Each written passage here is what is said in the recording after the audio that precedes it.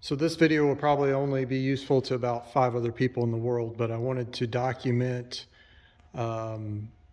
installing vintage air on a Avanti 2. This is a 69 Avanti 2. This video will cover the mounting of the air conditioning compressor. I'll be honest, every part of installing vintage air on these cars is challenging. There's not a lot of room under the hood. There's not a lot of room under the dash. So that's why I wanted to document this.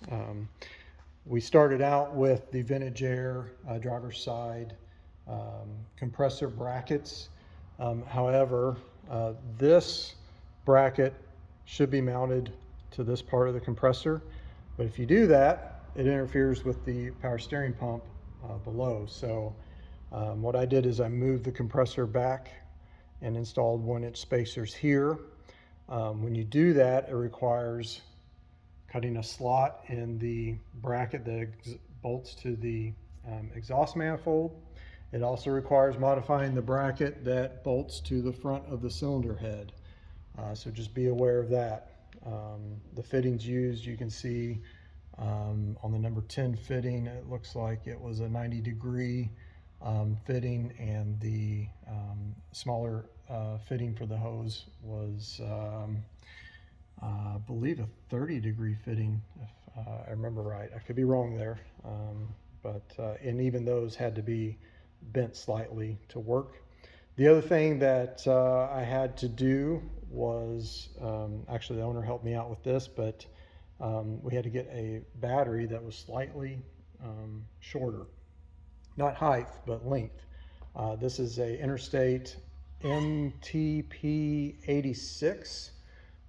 So we had to get a shorter battery to clear the belt, and with this particular belt, this was the shortest possible belt I could get, and had to use that in order to have plenty of clearance there between the battery.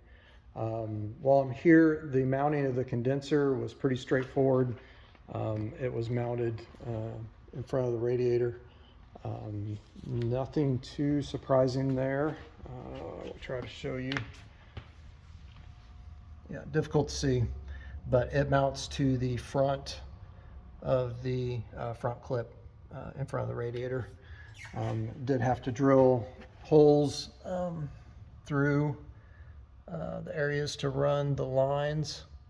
So 2 holes drilled there. Like I said, I know it's hard to see, but that's how the hoses pass through. Filter dryers mounted right here.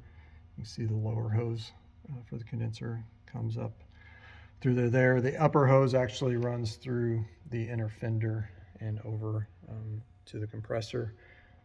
Also on the upper radiator hoses, as you can see, those had to be rerouted. So that is a 3/4 inch upper radiator hose.